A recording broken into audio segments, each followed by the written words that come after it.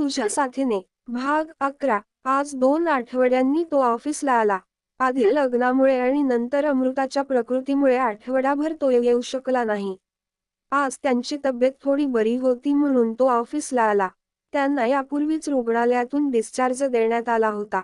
हे 2 आठवडे त्याला खूप जड गेले. ऑफिसमध्ये आल्यावर त्याला बरीच काम बाकी असल्याचं दिसलं. त्याची नवीन सेक्रेटरी अलिना त्याला सर्व डिटेल्स देत होती आणि तो तिच्या शब्दांवर लक्ष केंद्रित करण्याचा प्रयत्न करत होता. दुसरी वेळ असती किंवा हा जुना आरुष असता तर तो तिच्या बोलण्याकडे नाही तर तिच्या चेहऱ्याकडे लक्ष देत असता. पण आता तो तसा राहिला नव्हता. या 2 आठवड्यात तो पूर्णपणे बदलला होता आणि ज्याने त्याला बदललं होतं ते होतं त्याचं प्रेम. सर, इथे तुमची साईन हवी आहे, सेक्रेटरी समोर फाईल ठेवत म्हणाली. आरुषने तिच्याकडून फाईल घेतली आणि वाचायला सुरुवात केली. अलिनाने आरुषकडे काळजीपूर्वक पाहिलं. त्याच्या चेहऱ्यावर गंभीरता होती जे अलिनाने इतक्या दिवसात पहिल्यांदाच पाहिली होती. अलिनाला आज तो खूप मोहक वाटला. आरुषचे तिला आवडल्याच तिच्या डोळ्यांत दिसत होतं तर आरुषला तिच्या नजरेची जाणीव नव्हती. आरुषने पेन उचलला आणि मूकपणे सही केली आणि फाईल तिच्याकडे दिली. अशा स्थितीत त्याच्या हलक्या निळ्या डोळ्यांनीही अलिनाचं लक्ष वेधून घेतलं आणि अलिना त्याच्यातच हरवून गेली. तिने हात पुढे केला होता पण ती फाईल धरायला विसरली होती. आरुषचे डोळे विचित्र आणि सुंदर होते. तिने डोळे न मिचकावता त्याच्याकडे पाहिलं. मिस अलिना. फाईल न पकडल्याने आरुषने तिला हाक मारली तेव्हा ती सरळ होऊन तिने फाईल पकडली. Sorry sir. अलिना पटकन डोळे मिचकावून बाहेर गेली. आरुषने होकार दिला आणि लॅपटॉपकडे लक्ष वळवलं. त्याने अलिनाच्या डोळ्यात स्वतःबद्दलचं अट्रॅक्शन पाहिलं होतं. त्याला असे डोळे चांगलेच माहीत होते पण आता या डोळ्यांचा त्याला काहीही उपयोग नव्हता. इधाने रिकाम्या डोळ्यांनी हातात धरलेल्या कागदांकडे पाहिलं. ती घटस्फोटाची कागदपत्रे होती. इधाचे डोळे पाण्याने भरू लागले. तिने आपला चष्मा काढला, अश्रू पुसले, पेन उचलला आणि एक झटक्यात त्यावर सही केली. मॅरेज सर्टिफिकेट आणि घटस्फोटाच्या कागदपत्रांवर सही करायला किती कमी वेळ लागला होता तिला. फक्त 10 दिवसांचा. तिच्या ओठांवर मंद हास्य उमटलं. बेडच्या टोकावर डोकं ठेवून तिने डोळे मिटले. ती थकली होती या सततच्या समस्यांना. ती कंटाळली होती. आईसमोर ती खंबीर असायची. ती त्यांना खात्री देत होती की तिला काही फरक पडत नाही पण सत्य हे होतं की ती आतून उद्ध्वस्त झाली होती. हो, तिचं राघवशी प्रेम किंवा भावनिक जोड नव्हती पण जो काही तमाशा झाला होता या काही दिवसांत त्यामुळे ती खूपच तुटली होती. ती हा सर्व विचार करत असतानाच बाहेरच्या दारावर बेल वाजली. तिने आश्चर्याने डोळे उघडले. घरी फक्त ती आणि आई होते.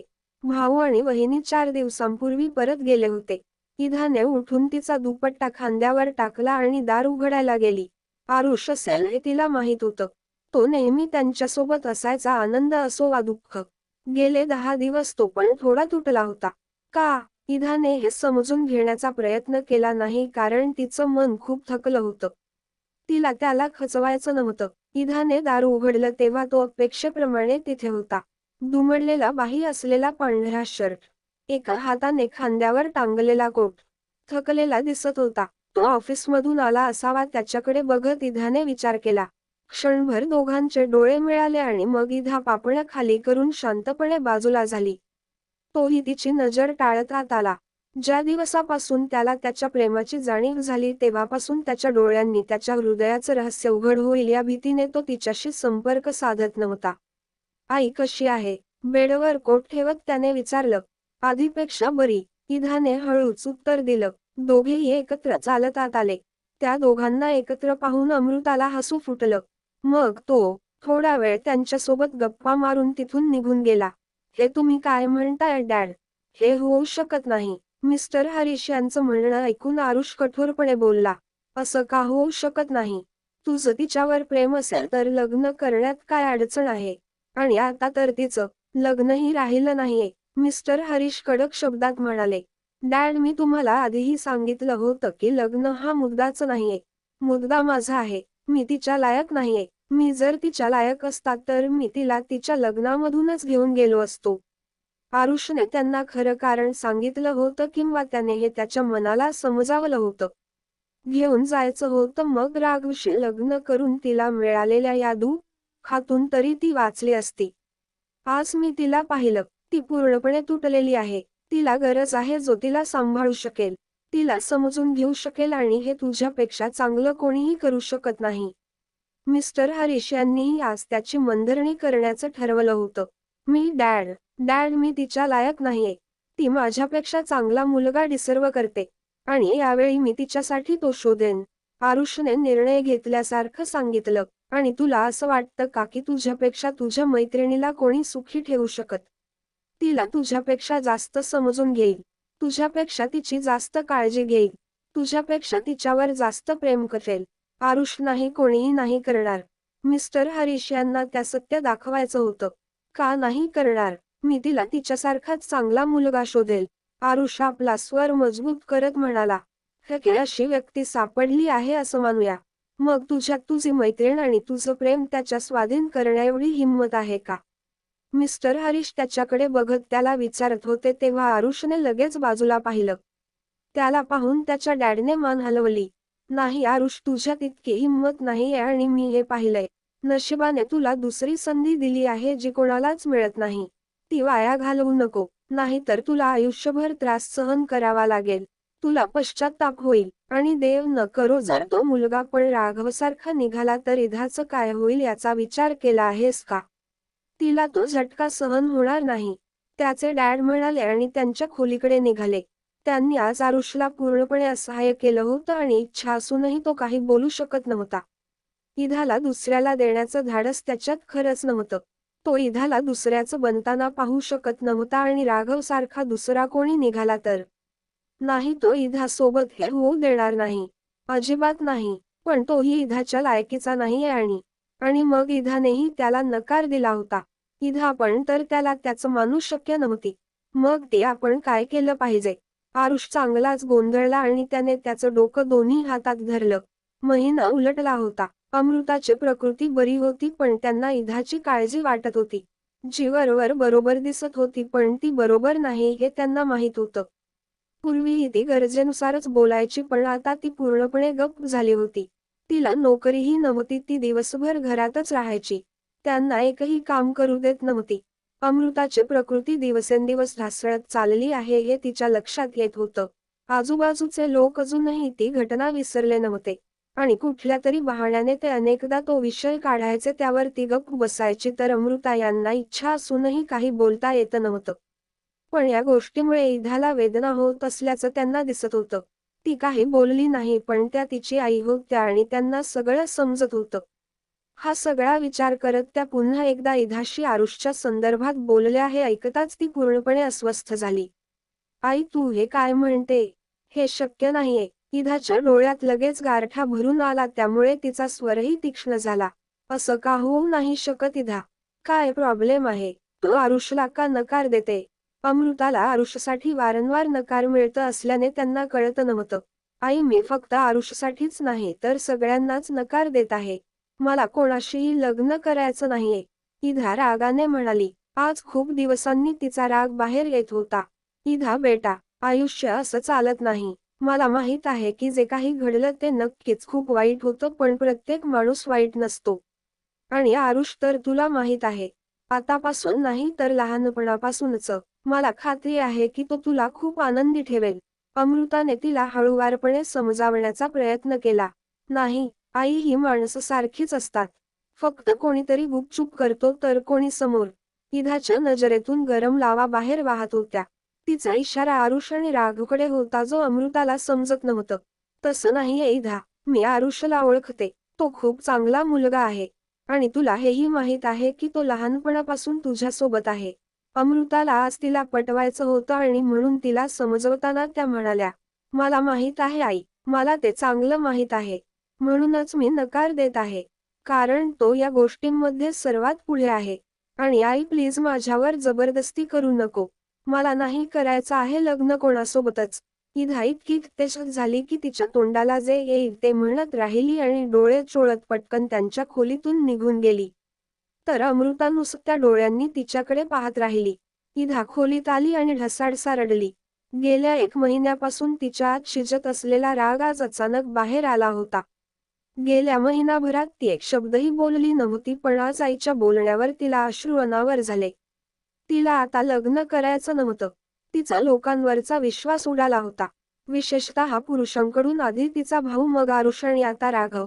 तिने 3 प्रकारचे पुरुष पाहिले होते आणि त्या तिघांनीही तिला आतून तोडलं होतं. त्यामुळे ती तिथेच बराच वेळ रडत पडली. जेव्हा तिचं मन थोडं हलकं झालं तेव्हा इधाला अचानक जाणवलं की ती खूप बोलली होती. हे सर्व तिने आईसमोर बोलायला नको होतं, आणि तेही त्यांना बरं नसताना. इधा लगेच चष्मा घालून आईच्या खोलीकडे आली, पण तिच्या आईला घाबरून छाती चोळताना पाहून तिला धक्काच बसला. आई, आई, काय झालं? इधा धावत त्यांच्याकडे आली. त्यांचा चेहरा वेदनेने फिका पडला होता आणि त्या सतत छातीवर चोळत होत्या. इधाचे तर हे पाहून हात-पाय थंड झाले. आरुषला कॉल कर, अमृताने छाती चोळत हे मिश्किलपणे सांगितलं आणि कोणताही विचार न करता इधाने आरुषला कॉल केला. आरुष अजूनही जागा होता आणि त्याच्या डॅडच्या बोलण्याचा विचार करत होता. तो अचानक इधाच्या कॉलने भानावर आला. रात्रीचे 12 वाजले होते. त्याने ताबडतोब फोन कानाला लावला आणि दुसऱ्या टोकाला इधाचा घाबरलेला आवाज ऐकू आला आणि तो ज्या स्थितीत बसला होता तिथून तो लगेच खाली धावला. त्याच्या डॅडलाही सांगावंसं त्याला वाटलं नाही. अवघ्या महिनाभरात त्यांना आलेला हा दुसरा हृदयविकाराचा झटका होता. इधाची अवस्था वाईट होती आणि रडत रडत ती या सगळ्यासाठी स्वतःला जबाबदार समजत होती. हे सगळं आईला सांगायची तिला काय गरज होती? आरुषने इधाकडे पाहिलं. तिचं कमकुवत अस्तित्व हिचकीने भरलं होतं. आरुषचं मन दुखावत होतं. पुढे जाऊन स्वतःच्या आत तिला कुठेतरी लपवावं असं त्याला वाटलं. इधा, जवळ बसून आरुषने तिला हाक मारली तेव्हा तिचे गुलाबी डोळे अश्रूंनी भरले होते. आरुषचं हृदय या वेदनेने ग्रासलं होतं. आता त्या सहन होत नव्हतं. त्याने ताबडतोब तिला ओढलं आणि छातीशी घट्ट मिठी मारली. आरुष, आरुष, हे सगळं माझ्यामुळे घडतंय. सगळं माझ्यामुळे घडतंय. मी खूप वाईट आहे. इधा अजूनही त्याच्या मिठीत होती. शश, तुझ्यामुळे काहीही झालं नाहीये. शांत हो आई, ठीक आहे. आता आपण त्याला थोड्या वेळाने भेटूया. तू शांत हो, मी इथेच आहे. आरुषने तिच्या डोक्यावर हात फिरवून तिचं सांत्वन केलं. त्यालाही आतून खूप भीती वाटत होती, कारण डॉक्टरांच्या मते हा हृदयविकाराचा झटका खूप गंभीर होता. त्यांनी कोणतीही विशेष आशा दिली नव्हती. एक्सक्यूज मी, इधा कोण आहे? नर्सने त्यांच्या जवळ येऊन विचारलं तेव्हा ती त्याच्या मिठीत रडत होती. ती पटकन सरळ झाली. मी आहे इधा, माझी आई कशी आहे? इधाने उत्सुकतेने विचारलं. त्यांना शुद्ध आलेली आहे, त्या तुम्हाला बोलवताय. नर्सने असं सांगताच इधा लगेच आत गेली, तर तिच्या मागे आरुष जात असतानाच त्याच्या डॅडच्या कॉलने बाहेर थांबला. काहीतरी विचार करून त्याने फोन उचलला आणि त्यांना त्यांची अवस्था सांगू लागला.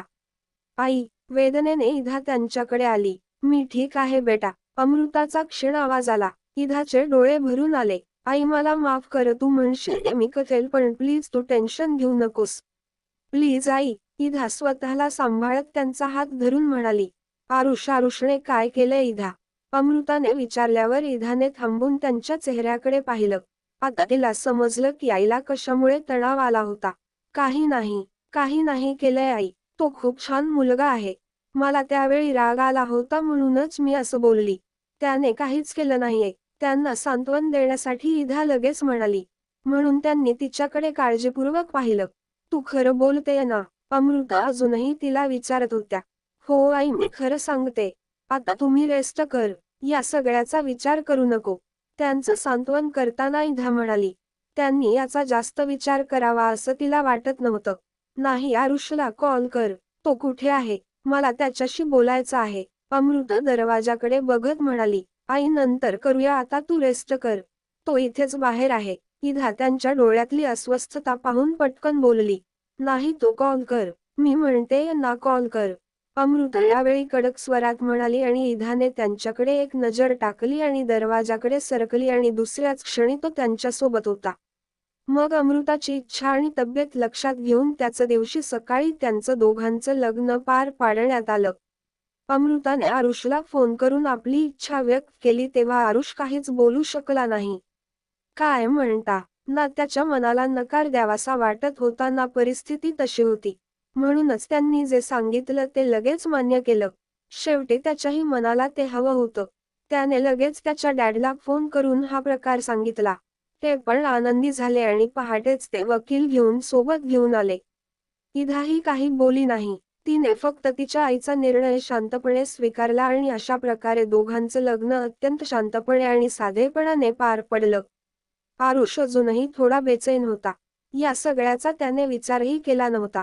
हा अर्थातच त्याचं मन इधाच्या प्रेमात होतं, पण हे सर्व इधाच्या बाबतीत घडावं असं त्याला कधीच वाटत नव्हतं.